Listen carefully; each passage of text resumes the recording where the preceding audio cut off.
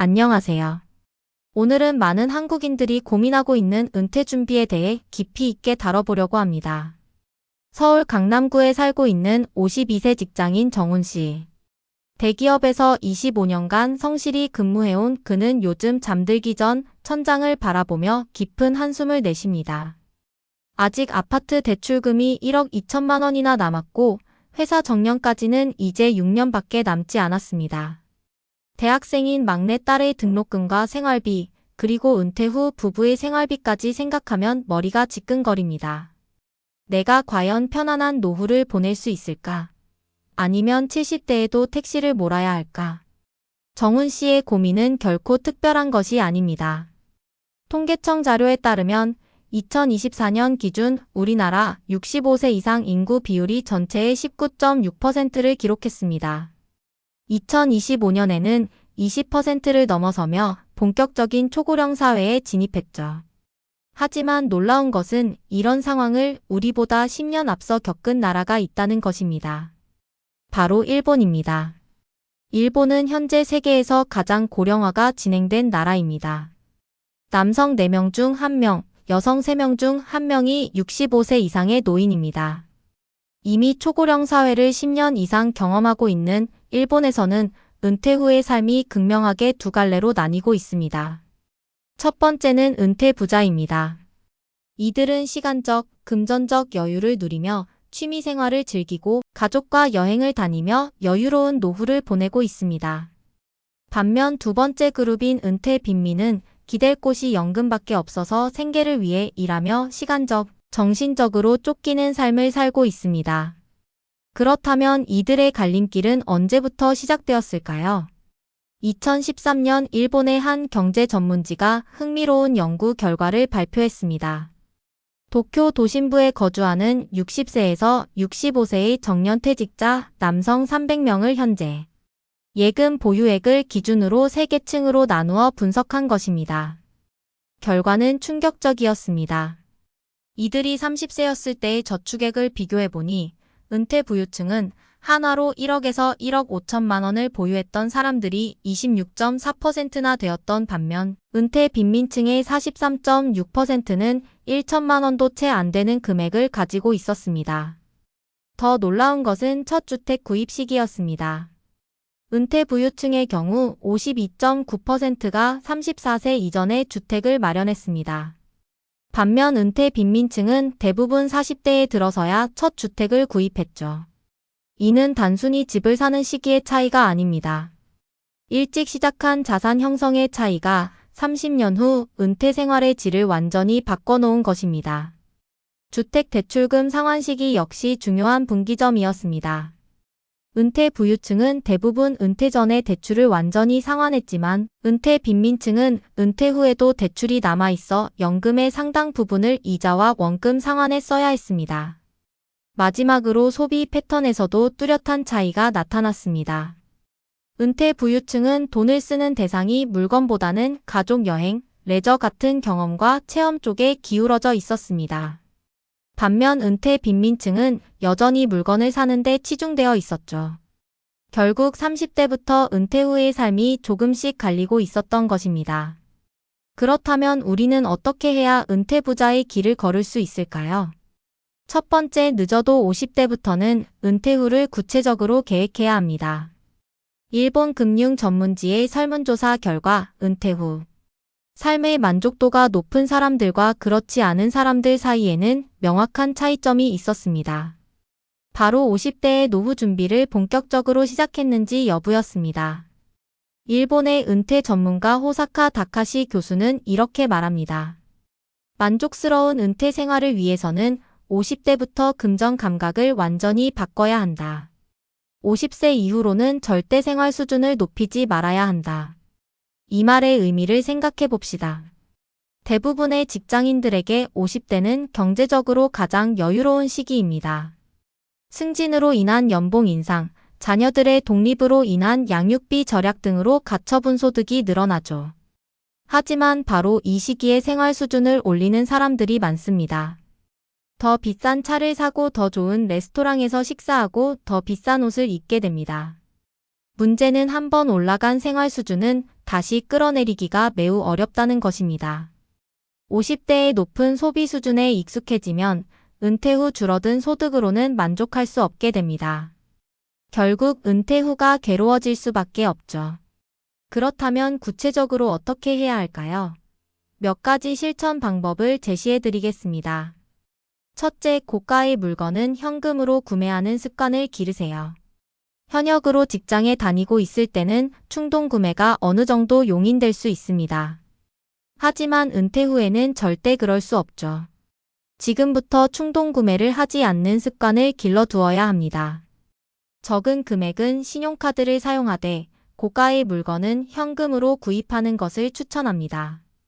눈에 보이는 현금을 쓰게 되면 아무래도 더 신중해질 수밖에 없기 때문입니다. 카드는 돈을 쓴다는 실감이 적지만 현금은 지갑에서 돈이 나가는 것을 직접 보게 되죠. 둘째, 자녀와 손주에게 쓰는 돈을 아껴야 합니다. 이 부분이 많은 부모님들께 가장 어려운 조언일 것입니다. 눈에 넣어도 아프지 않을 자녀와 손주를 위해 교육비, 해외여행비를 척척 내주는 할머니, 할아버지들이 많아지고 있습니다. 하지만 고액 자산가가 아니라면 자녀와 손주에 대한 과도한 지출은 자제하고 자신의 노후 자금 확보를 최우선으로 해야 합니다. 특히 자녀와는 자금 지원에 대해 미리 합의하는 것이 중요합니다. 부모의 지원은 대학 졸업까지만이라고 확실한 선을 그어두는 것이죠. 이는 결코 냉정한 것이 아닙니다. 부모가 경제적으로 독립하지 못하면 결국 자녀들에게 부담이 될 수밖에 없습니다. 진정으로 자녀를 사랑한다면 자녀에게 부담을 주지 않는 것이 가장 큰 사랑입니다. 두 번째 전략은 슬로우 창업을 준비하는 것입니다. 최근 일본에서는 시니어 맞춤형 창업인 슬로우 창업이 큰 주목을 받고 있습니다. 이는 자신이 좋아하는 일을 사업화하되 적당한 수입으로 만족하는 창업을 말합니다. 기존의 치열한 경쟁과 고수익을 추구하는 창업과는 완전히 다른 개념이죠. 슬로우 창업에는 두 가지 핵심 원칙이 있습니다. 첫째, 이익보다는 즐거움을 추구해야 합니다. 돈을 많이 버는 것보다는 일하면서 느끼는 보람과 만족감에 가치를 두어야 합니다. 둘째, 사력을 다해 일하기보다는 자신의 존재감을 보여주는 정도로 만족해야 합니다. 슬로우 창업은 생계형이 아닌 노후를 즐기며 살아가기 위한 수단이기 때문입니다. 따라서 로우 리스크, 로우 리턴이 기본이 되어야 합니다. 큰 수익을 올리겠다는 욕심을 앞세우기보다는 적자를 내지 않겠다는 방어적 자세가 더 중요합니다. 실제 일본의 사례를 하나 소개해 드리겠습니다. 반려견 산책 서비스를 제공하는 회사 JTL의 경우 고정비는 광고 전단지와 비닐봉지 등 물품 비용 정도입니다. 사실상 몸 하나로 하는 1인 비즈니스인 셈이죠. 이용 요금은 1회당 2만 원 정도로 큰 돈을 벌 수 있는 건 아닙니다. 하지만 JTL 대표는 이렇게 말합니다. 내가 좋아하는 개와 함께 산책까지 할 수 있다면 건강과 돈, 일석이조 아닌가요? 이처럼 오랜 세월 쌓아온 경험을 살리고 즐기면서 돈까지 버는 마음가짐으로 은퇴 전부터 슬로우 창업을 준비해보는 것은 어떨까요? 세 번째 전략은 제3의 인간관계를 만드는 것입니다. 일본의 한 시니어 잡지가 은퇴 가정을 대상으로 은퇴 후에 누구와 여행 다니고 싶은가? 라는 질문을 했습니다. 결과는 흥미로웠습니다. 남성의 90%는 아내라고 답한 반면 여성의 절반 정도는 친구나 자녀를 꼽았습니다. 정신과 전문의들에 따르면 은퇴 후 남편들이 가장 받아들이기 힘든 상황이 아내가 자신만의 시간을 갖는 것이라고 합니다. 40년간 직장 생활에 매진하던 남편들은 갑자기 아내와 24시간을 함께 보내야 하는 상황에 놓이게 되고 아내 역시 이를 부담스러워하게 됩니다. 그렇다면 직장의 인연은 어떨까요? 안타깝게도 직장 시절의 인간관계는 대부분 직장을 떠남과 동시에 유효기간이 만료된다고 생각하면 됩니다. 직급이나 부서라는 공통 관심사가 사라지면 자연스럽게 만날 이유도 없어지게 되죠. 그래서 행복한 은퇴 생활을 보장하는 가장 중요한 것이 바로 제3의 인간관계입니다. 가족도 아니고 직장 동료도 아닌 완전히 새로운 인연을 미리 만들어 두어야 합니다. 은퇴 전문가들이 강력하게 추천하는 것이 지역 기반의 인간관계입니다. 직장을 다닐 때는 지역 사람들과 인연을 맺을 일이 거의 없습니다. 아침에 출근해서 저녁에 돌아오면 하루가 끝나니까요. 하지만 은퇴하면 대부분의 시간을 지역에서 보내게 됩니다. 따라서 미리 지역의 봉사활동이나 취미, 동호회 등 지역사회 활동에 참여하면서 인간관계의 기반을 만들어두는 것이 중요합니다. 하지만 이때 꼭 기억해야 할 주의사항이 있습니다. 첫째, 절대 회사 명함을 꺼내지 마세요. 같은 지역에 산다는 공통분모를 바탕으로 만나는 인간관계에서 직장명이나 직함은 오히려 방해가 됩니다. 대화 주제도 회사 일이나 정치, 종교 등 개인의 가치관과 관련된 것보다는 일상적인 잡담이나 취미에 대한 이야기 수준에 그치는 것이 좋습니다. 둘째, 너무 친밀한 관계도 피해야 합니다. 사적인 일에 과도하게 관여하면 관계가 어긋날 가능성이 높습니다. 얕지만 담백한 관계가 오히려 오래갑니다. 은퇴 후의 인간관계는 직장에서의 그것과는 완전히 다른 성격을 가집니다. 경쟁이나 성과보다는 서로의 일상을 나누고 함께 시간을 보내는 것 자체에 의미를 두어야 합니다. 네 번째이자 마지막 전략은 마음의 노화를 막는 것입니다. 은퇴 후에는 신체 건강뿐만 아니라 마음의 건강도 잘 관리해야 합니다.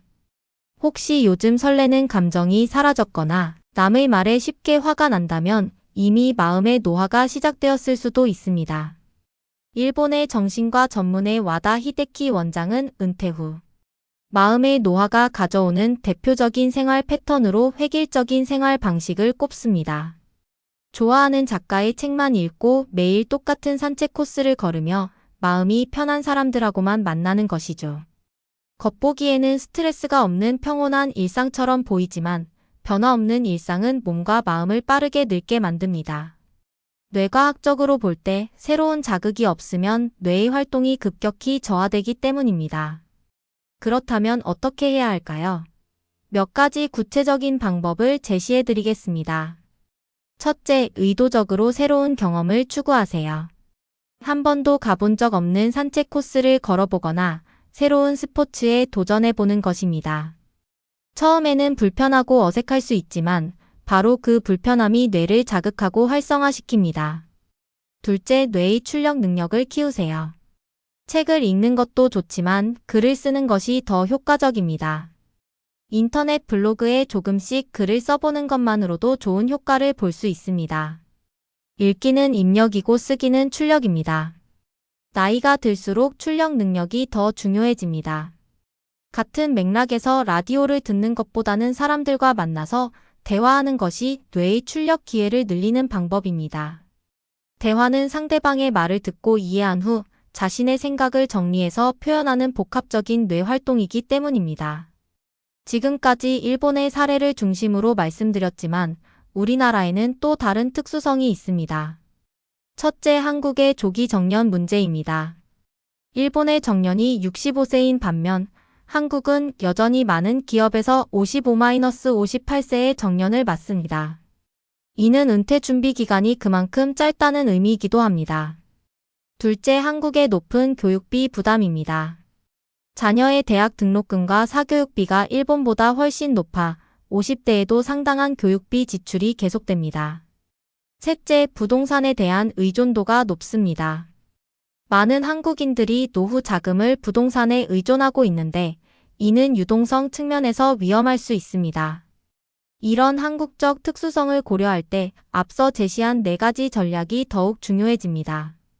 특히 50대부터의 계획적인 준비와 슬로우 창업을 통한 추가 소득 창출은 한국 상황에서 더욱 절실합니다.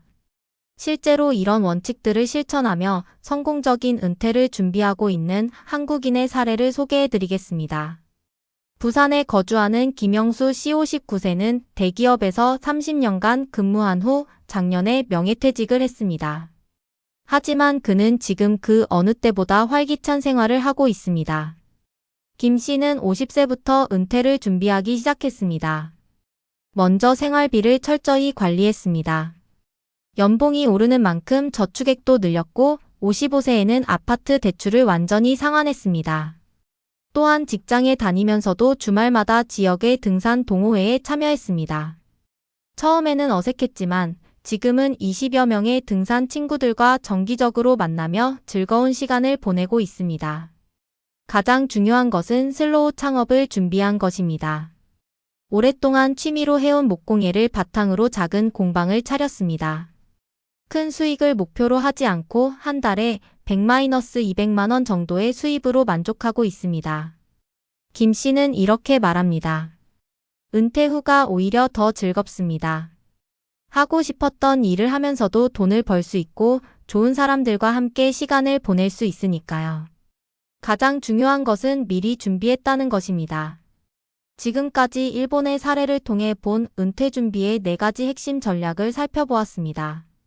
첫째, 늦어도 50대부터는 은퇴 후를 구체적으로 계획하고 생활 수준을 조절해야 합니다.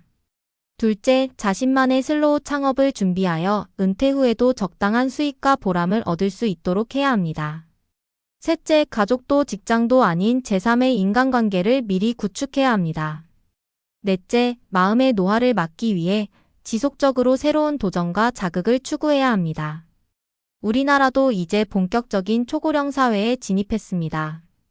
이는 위기이기도 하지만 동시에 기회이기도 합니다. 의학의 발달로 건강한 노후를 보낼 수 있는 기간이 늘어났고 다양한 취미와 여가 활동을 즐길 수 있는 사회적 인프라도 갖춰지고 있습니다. 중요한 것은 준비입니다. 지금부터라도 차근차근 준비한다면 여러분의 제2의 인생은 첫 번째 인생보다 더욱 풍요롭고 의미 있는 시간이 될 수 있을 것입니다. 은퇴는 끝이 아닙니다. 새로운 시작입니다. 그 시작을 위한 준비, 지금 당장 시작해보시기 바랍니다. 인생 후반의 소중한 시간을 어떻게 보낼 것인가는 결국 지금의 선택에 달려 있습니다. 10년, 20년 후에 여러분이 지금의 선택에 감사할 수 있도록 오늘부터 한 걸음씩 시작해보세요. 감사합니다.